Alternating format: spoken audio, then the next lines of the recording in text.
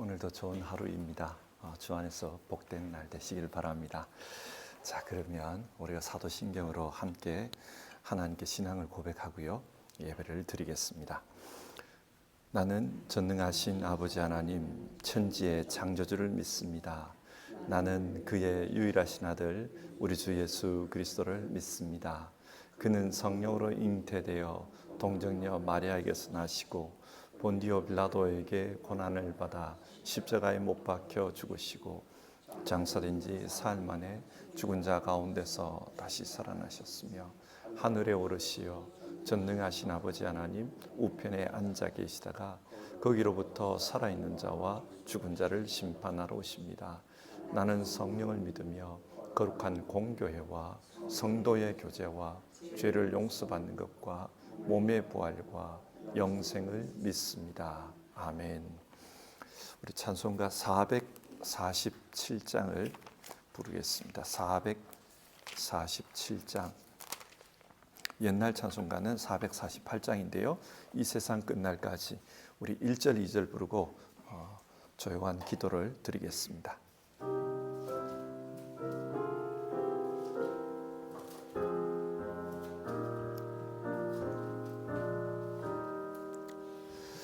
이 세상 끝날까지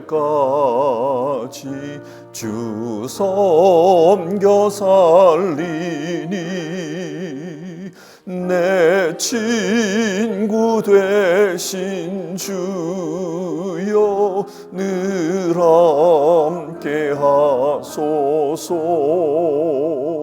주 나와 함께 하면 전생도 겁없고 주 나를 인도하면 늘 안심하리라.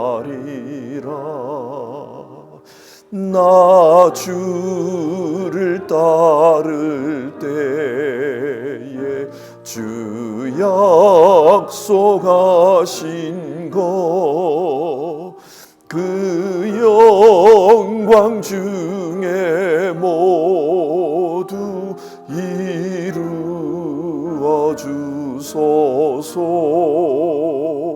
나 주의 뒤를 따라 섬기며 살리니 그 크신 은혜 속에 나를 인도하소서. 아멘. 우리 같이 기도하겠습니다.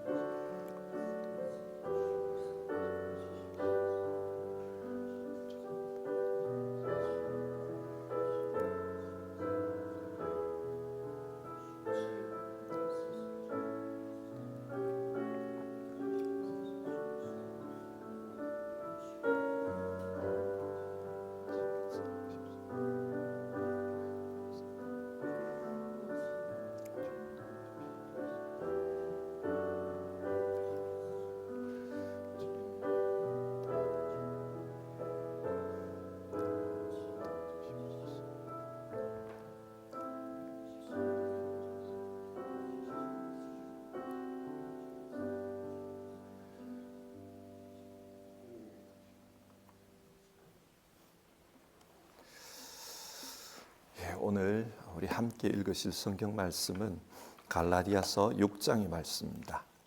갈라디아서 6장. 이 아침에는 6장 1절에서 5절까지의 말씀을 한 절씩 교독하겠습니다. 6장 1절에서 5절입니다.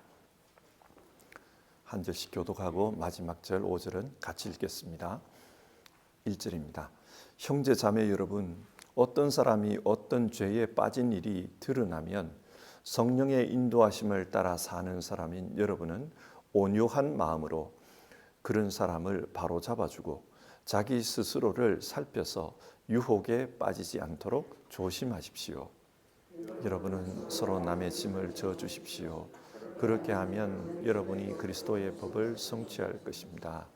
어떤 사람이 아무것도 아니면서 무엇이 된 것처럼 생각하면 그는 자기를 속이는 것입니다. 각 사람은 자기 일을 살펴보십시오. 그러면 자기에게는 자랑거리가 있더라도 남에게까지 자랑할 것은 없을 것입니다. 같이 읽겠습니다. 사람은 각각 자기 몫의 짐을 짊어져야 합니다. 아멘. 오늘은 갈라디아서 마지막 장을 설교하겠습니다. 갈라디아서는 갈라디아에 들어온 다른 복음을 경계하면서 바른 복음이 무엇인지를 말하고 있습니다. 갈라디아서가 말하는 바른 복음이 무엇이었습니까? 바른 복음은 예수 십자가의 공로로 구원을 얻었다. 그것입니다. 우리는 그래서 예수님을 믿기만 하면 된다고 말씀합니다. 구원을 얻기 위해 우리가 따로 해야 할 일은 없습니다. 그저 주님께서 구원해 주신 것에 감사하면서 그리고 주님 안에서 기뻐하면서 살면 됩니다. 그렇기 때문에 이 복음을 믿으면 자유함이 있습니다. 율법을 지켜야 한다는 그런 의무감으로부터 자유하고요. 또 구원을 얻기 위해서 내가 뭔가 노력해야 된다. 그런 부담감과 불안감으로부터 자유하게 됩니다. 그런데 복음을 믿으면 자유하게 된다. 이 말씀을 잘못 이해하면은 방종의 삶을 살 수 있습니다. 이제 복음을 믿었기 때문에 마음대로 살아도 되나 보다. 어차피 구원은 얻었으니까 이제부터는 내 살고 싶은 대로 살아도 되나 보다. 그렇게 생각할 수 있습니다. 그래서 바울 사도는 갈라디아서 5장에서 복음을 믿음으로 말미암아 자유를 얻은 사람들은 앞으로 어떻게 살아야 하는가, 그것을 이야기했습니다. 복음으로 말미암아 자유함을 얻은 사람들은 성령의 인도하심을 따라 살아야 한다. 그렇게 말했습니다. 그리고 6장에서는 성령의 인도하심을 따라 산다는 것이 구체적으로 어떤 것이냐, 그것에 대해서 말합니다. 그래서 우리는 갈라디아서 6장을 읽으면서 이 세상에서 성령을 따라서 성령의 인도하심을 따라서 사는 것이 이런 것이다라는 것을 알 수 있습니다. 자, 그러면 오늘 본문을 내용별로 한번 나누어서 살펴보겠습니다. 먼저 오늘 본문의 첫 번째 부분 1절에서 5절까지 말씀인데요. 대인 관계와 관련해서 성령의 인도하심을 이야기합니다. 성령의 인도하심을 따라 사는 사람은 어려움에 빠진 사람들을 도와줘야 된다는 거예요. 어떻게 도와주는가? 1절을 보시면요. 형제 자매 여러분, 어떤 사람이 어떤 죄에 빠진 일이 드러나면 성령의 인도하심을 따라 사는 사람인 여러분은 온유한 마음으로 그런 사람을 바로잡아주고 자기 스스로를 살펴서 유혹에 빠지지 않도록 조심하십시오. 성령의 인도하심을 따라 사는 사람들은 죄에 빠진 사람들을 도와줘야 한다. 그 이야기를 합니다. 일반적으로 신약 성경을 보면 죄라는 말은 뭔가를 벗어났다. 하마르티아라는 단어를 사용합니다. 그런데 여기서 죄라는 단어는 파랍토마라는 단어예요. 조금 다릅니다. 파랍토마가 뭐냐? 구체적으로 어떤 범죄 행위를 저지른 것을 의미합니다. 예를 들면은 갈라디아서 5장에서 육신을 쫓아 사는 사람들이 짓는 죄에 대한 이야기가 나와요. 음행, 더러움, 방탕, 우상숭배, 마술, 원수매점, 다툼, 시기, 분냄, 분쟁, 분열, 파당, 질투, 술취함, 이런 이야기들이 나옵니다. 이런 각각의 개별적인 행위를 통해서 잘못을 저지르는 것, 이게 파랍토마입니다. 교회 안에 이런 사람이 있거든. 이런 사람들을 도와주라는 거예요. 어떻게 도와주는가? 우리말 성경에서는 그들을 바로잡아주라 그렇게 말합니다. 여기서 바로잡아주라 이 말이 카타르티조라는 단어인데요. 이 단어의 원래 의미는 다시 사용할 수 있도록 회복하게 하라 그 말입니다. 그러니까 죄에 빠진 사람들을 도와줘야 된다. 어떻게? 그 사람들이 다시 일어서서 하나님 앞에 쓰임받을 수 있도록 회복시켜주는 일을 하라는 거예요. 이 카타르티조라는 단어가 그 복음서에 보면 그게 나오는데 어디서 나오냐면은 예수님의 제자들이 밤새도록 그물을 던졌다. 그런데 한 마리도 못 잡고 아침에 그 그물을 정리했다는 말이 나옵니다. 그 그물을 정리하는 게 이 카타르티조예요. 그러니까 다음에 고기 잡을 수 있도록 그물을 다시 떨어진 데는 깊고 이렇게 하는 거잖아요. 이게 카타르티조입니다. 그러니까 육신의 욕망에 붙잡혀서 살다가 실수하고 넘어지고 죄짓고 그래서 절망한 사람들이 있거든. 그 사람들이 다시 영적으로 회복할 수 있도록 도와주라는 겁니다.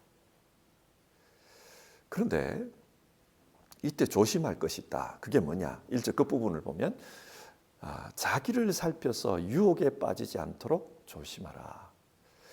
다른 사람을 영적으로 도와주다 보면은 아유 한심하다. 왜 저런 실수를 해가지고는 이런 생각을 할 수 있다는 거예요. 자기는 마치 그런 실수를 안 할 것처럼 그렇게 생각한다는 겁니다. 그런데 우는 사자와 같이 달려드는 마귀는 이런 걸 노린다는 겁니다. 그래서 자기 스스로를 잘 살펴라. 우리는 연약한 존재다. 똑같이 연약하다. 그렇기 때문에 똑같이 유혹에 넘어질 수 있다. 그걸 알고 온유한 마음으로 바로 잡아주라 이야기를 하고 있습니다. 이것이 성령의 인도하심을 따라 사는 사람들이 해야 될 일이라는 거예요.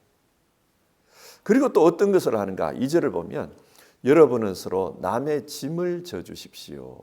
그렇게 하면 여러분이 그리스도의 법을 성취할 것입니다.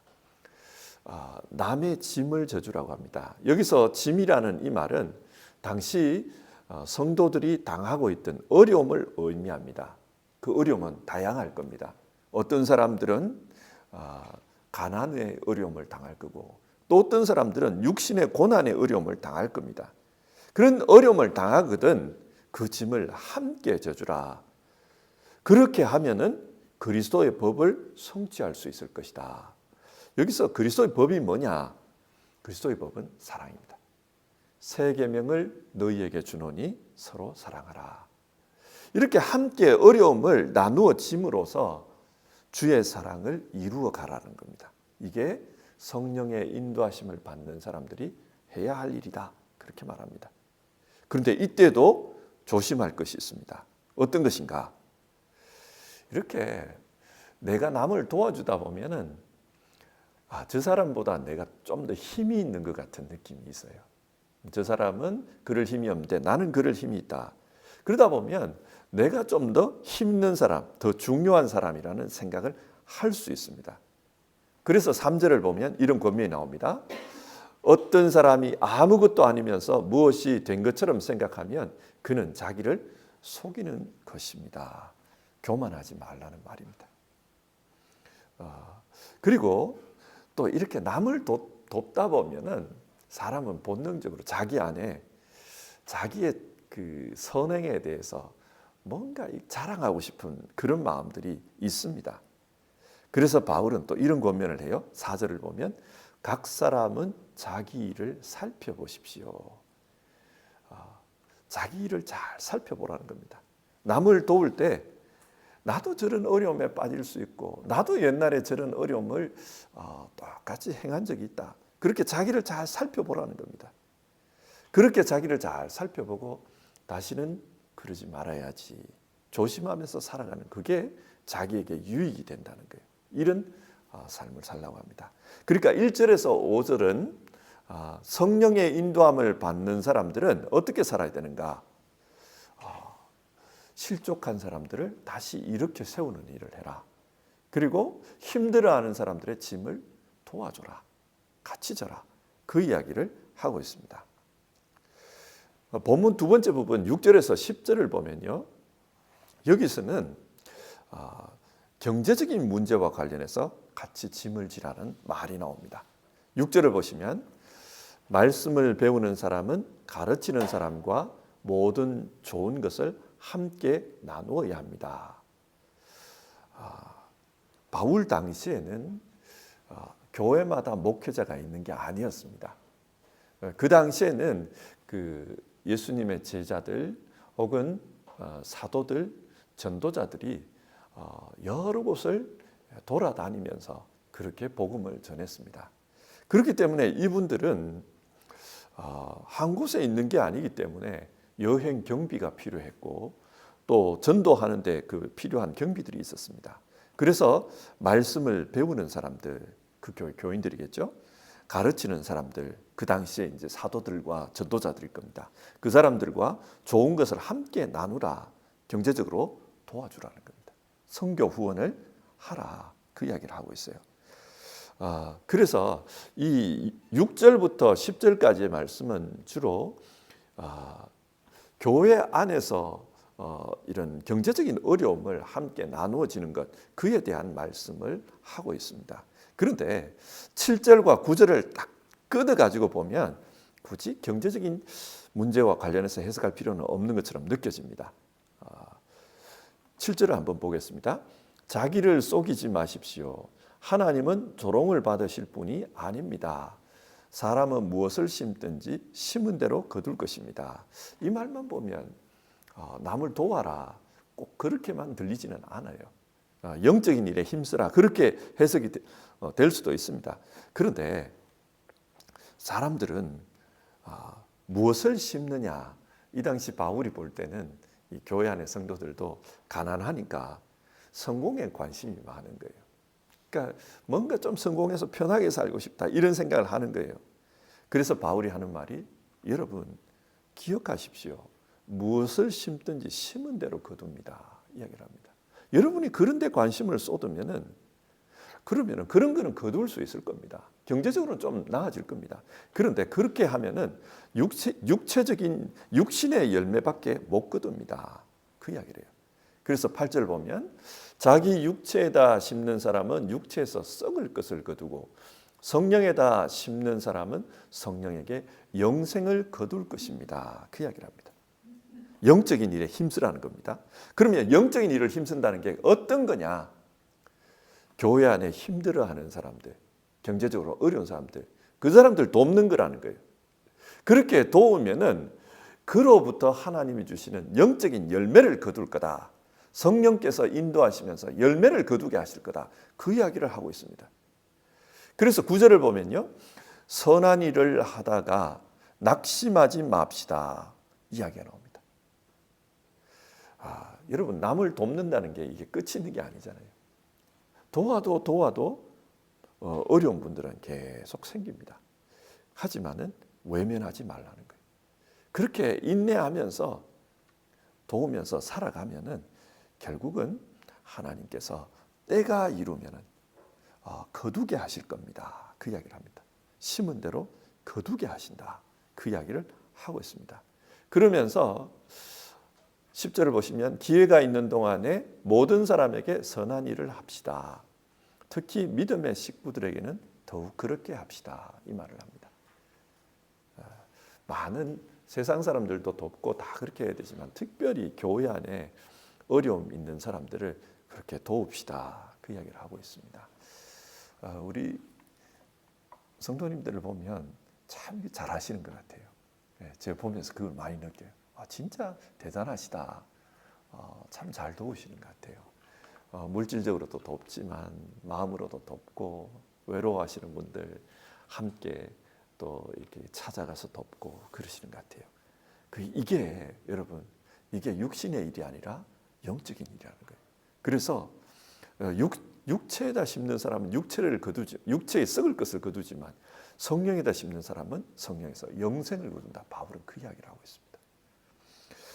세 번째 부분을 보면요, 본문 11절에서 18절까지 내용인데, 여기서는 이 갈라디아서 전체의 결론을 맺는 부분입니다. 그러니까 편지의 마지막 부분입니다. 여기서는 바울은 앞에서 했던 말을 다시 한번 정리를 합니다. 그래서 그 12절을 보면은 그 12절 13절을 보면은 다른 복음을 전하는 사람들, 그 사람을 조심해야 합니다. 그 이야기를 또 이야기해요. 그 다른 복음을 전하는 사람들이 그 할례를 받으라고 강요하지 않습니까? 그거 절대로 받지 마십시오. 그런 이야기를 합니다. 그 사람들이 왜 그런 말을 하는가? 왜 그런 요구를 하는가? 유대인들로부터 박해받는 것이 싫어서 그럽니다. 복음을 믿다가 고난받는 게 싫어서 그거 받으라고 그러는 거니까 그 말 여러분 조심하십시오. 그 이야기를 합니다. 또 그리고 이 사람들이 왜 그런 말을 하는가? 육신적인 것, 즉 아브라함의 자손이라는 것, 그걸 자랑하고 싶어 한다는 거예요. 그래서 육체의 할례를 행함으로 우리는 아브라함의 자손이다. 그거 자랑하고 싶어서 그러는 겁니다. 그러니까 조심하십시오. 그 이야기를 해요. 육신적인 것, 또 육체의 편안함, 이런 것 때문에 복음을 변질시키는 그런 행동을 하면 안 됩니다. 그 이야기를 하고 있습니다. 그리고 14절, 그런데 내게는 우리 주 예수 그리스도의 십자가밖에는 자랑할 것이 아무것도 없습니다. 그리스도로 말미암아 내 쪽에서 보면 세상이 죽었고 세상 쪽에서 보면 내가 죽었습니다. 바울은 우리는 예수님의 십자가로 말미암아 구원받았다는 겁니다. 그렇기 때문에 자기에게 있어서 자랑할 것은 십자가밖에 없다 이야기를 합니다. 나는 십자가로 구원받은 사람입니다. 내게 십자가 외에 다른 것은 자랑할 게 없습니다. 저 다른 복음을 주장하는 사람들이 이야기하는 것, 육신적인 것, 세상의 편안함, 이런 것은 내게서는 이미 죽은 것입니다. 나는 그걸 자랑하지 않습니다. 내게 아무 의미가 없습니다. 그런 이야기를 하고 있습니다. 그래서 15절을 보면 할례를 받거나 안 받는 것이 중요한 것이 아니라 새롭게 창조되는 것이 중요합니다. 그 이야기를 합니다. 할례 자체, 어떤 시술을 하는 것 이 자체, 이게 뭘 그렇게 중요하냐 이 말입니다. 예수님을 안 믿는 사람이 그거 할례 시술한다고 구원받느냐? 그런 거 아니라는 거예요. 진짜 중요한 것은 뭐냐? 믿음이 우리 안에 들어와서 우리가 새로운 사람이 되는 게 그게 중요합니다. 그 이야기를 합니다. 그러므로 여러분들이 새로운 사람이 되었다면 그런 것에 얽매이지 마십시오. 이야기를 하는 거예요. 비교해서 한번 생각을 해봅시다. 1517년에 독일에서 종교개혁이 일어났습니다. 그래서 가톨릭과 이제 결별을 하죠. 이렇게 개혁교회가 생겨났을 때, 그런데 유럽의 이 개혁교회를 보면 전통이 다양해요.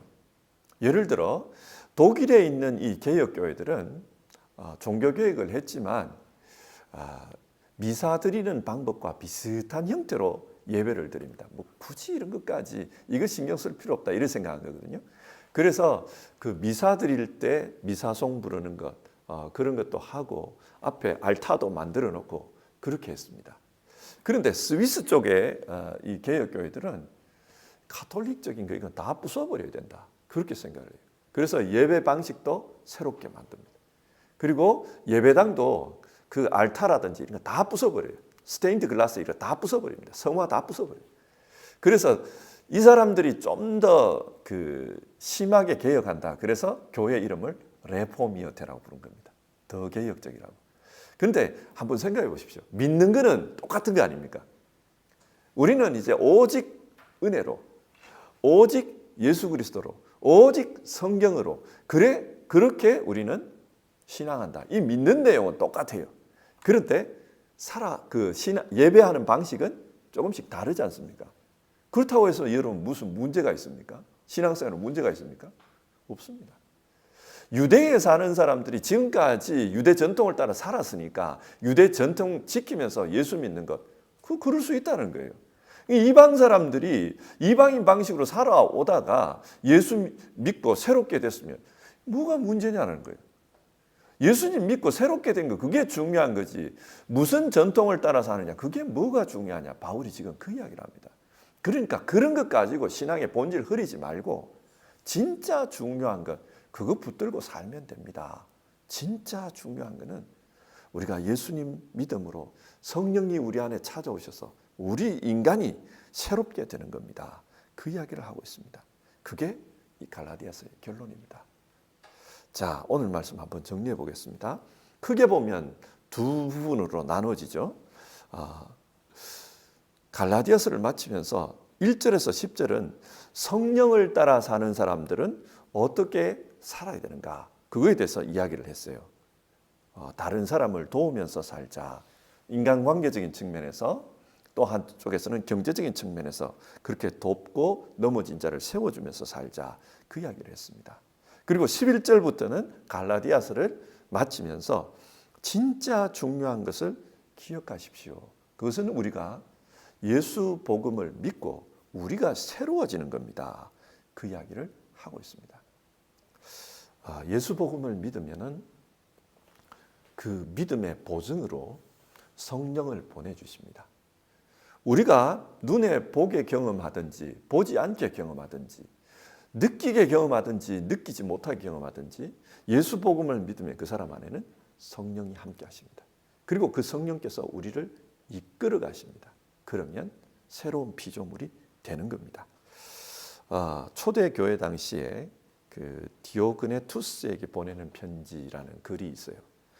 이 글을 보면 안 믿는 사람이 믿는 사람을 보면서 그 기독교인들은 이런 사람이다, 그렇게 써놓은 편지예요. 그 내용에 이런 게 나옵니다. 기독교인들은 국적, 언어, 관습에 의해 다른 나라 사람들과 구분되지 않습니다. 그들은 분리된 도시에 사는 것도 아니고 이상한 언어를 말하는 것도 아니고 이상한 삶의 방식을 따르지도 않습니다. 그들의 가르침은 인간적인 호기심에서 출발한 어떤 생각에 기초한 것도 아닙니다.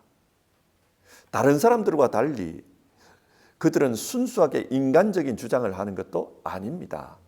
복장, 음식, 일반적인 생활 방식에서 그들은 그들이 살고 있는 그 도시의 관습을 따릅니다.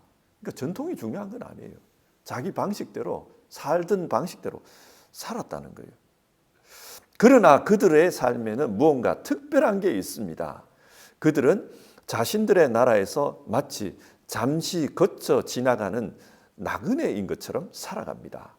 그들은 시민으로서 자신들의 모든 역할을 다 하지만 마치 외국인들처럼 그렇게 고난을 겪으면서 살아갑니다. 어떤 나라도 그들의 모국이 될 수 있지만 그러나 그 사람들은 어떤 나라에서도 외국인처럼 살아갑니다. 그들은 육체 가운데 살지만 육체의 욕망에 지배당하지 않습니다. 그들은 땅 위에 살아가지만 하늘의 시민입니다. 그들은 법을 지키지만 법을 초월하는 수준의 삶을 살아가고 있습니다. 그렇게 써놨어요. 뭡니까? 할례를 받냐 안 받냐, 이게 그리스도인의 표지가 아니라는 거예요. 우리하고 똑같이 삽니다. 그런데 그들은 뭔가 다른 게 있습니다. 그들은 이 땅에 살지만 여기가 자기 집이지만 마치 외국인인 것처럼 살아갑니다. 그들은 하늘의 시민입니다. 이야기를 합니다. 사람이 새로워졌다는 말 아닙니까? 진짜 중요한 건 이겁니다. 우리가 복음을 믿고 산다는 것은 무슨 새로운 전통을 자꾸 만들어내는 그런 게 아니라 복음을 믿으면 성령이 우리에게 오시고 성령이 우리에게 오시면 성령께서 우리를 새로운 삶으로 이끌어 가십니다. 그게 중요합니다. 우리가 그걸 믿으면서 주님, 나는 그렇게 살겠습니다. 오늘 아침에 같이 기도하고 하루를 시작합시다.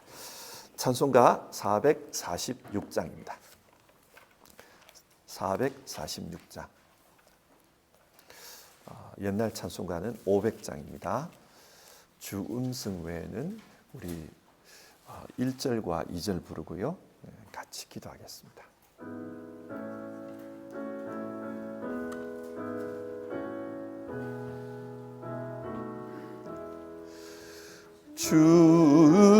주음성 외에는 참 기쁨 없도다. 날 사랑하신 주 늘 계시옵소서. 기쁘고 기쁘도다.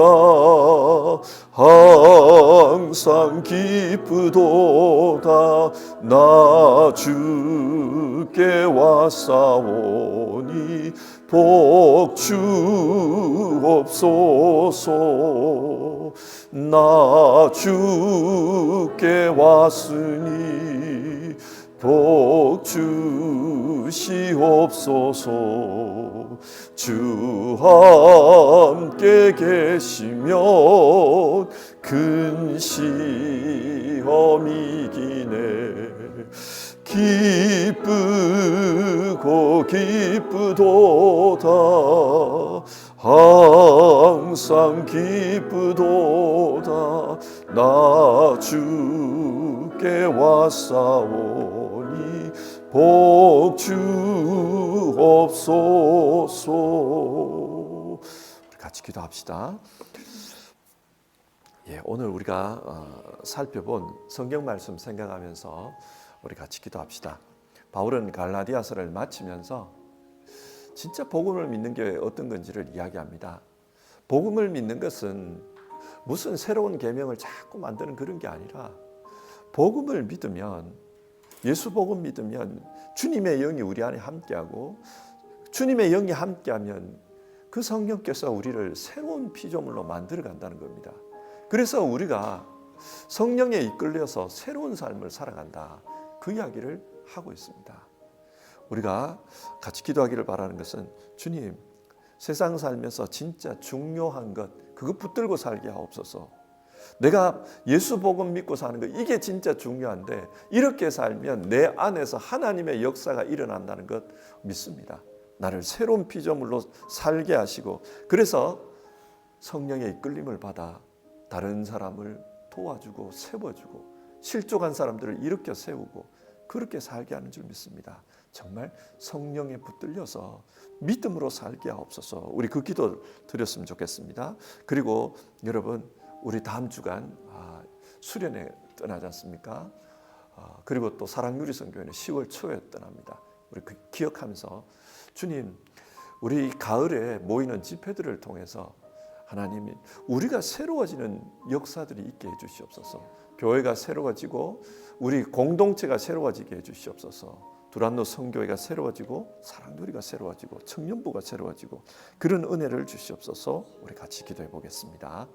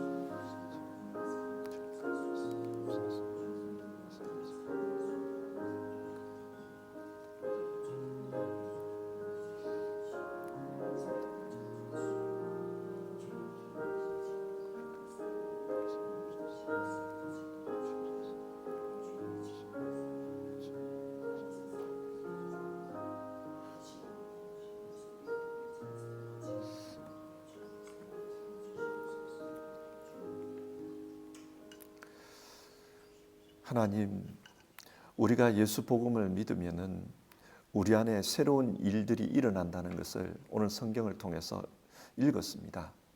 하나님, 정말 우리가 예수 복음을 믿었을 뿐인데 주님 우리 가운데 찾아오시고 우리의 영혼을 지옥에서 천국으로 옮겨주시고 하나님 나라 사람으로 이 땅에서 살게 하신 것 참으로 감사를 드립니다. 그리고 지금도 우리 안에서 역사하시는 가운데 정말로 하나님의 작품이 되는 인생으로 우리를 만들어 가시는 것 참으로 감사를 드립니다. 하나님, 진짜 중요한 것은 주님께서 우리를 구원해 주셨고 우리 가운데 성령으로 함께 하시고 또 우리를 이끌어가고 계신다는 것, 이게 중요하다는 것 우리 기억하면서 살게 하옵소서. 그래서 정말 신앙생활하는 가운데 무엇이 중요한지 분별하면서 살고 중요한 이것에 집중하며 사는 우리 되게 하여 주시옵소서. 하나님, 초대교회 성도들은 그 땅에서 세상 사람들과 똑같은 삶을 살았지만은 그러나 그들은 다르다. 그들은 이 땅에 살지만 뭔가 외국인 같다. 그 이야기를 하는 것을 오늘 우리가 읽어보았습니다. 하나님 아버지, 우리 모두는 예수님을 따르는 거룩한 순례자들입니다. 정말로 이 땅에서 주님 나라를 향해서 나아가는 거룩한 순례자로 다 살아갈 수 있도록 도와주시옵소서. 땅의 것에 얽매여 살지 않게 하시고 하늘의 것을 바라보면서 살아가는 우리 성도님들 다 되게 하시고 진짜 그렇게 사는 성도님들에게 하나님께서 주시는 행복함이 있게 하옵소서. 하나님께서 주시는 만족함이 있게 하옵소서. 하나님께서 주시는 영적 기쁨이 있게 하여 주시옵소서. 하나님 아버지, 다음 주에 우리 두란노 선교회 수련회 있습니다. 그리고 또 10월 초에는 사랑누리와 청년부 수련회가 있습니다. 하나님, 이 수련회들을 통해서 정말 우리가 새로워지는 역사가 있게 하옵소서.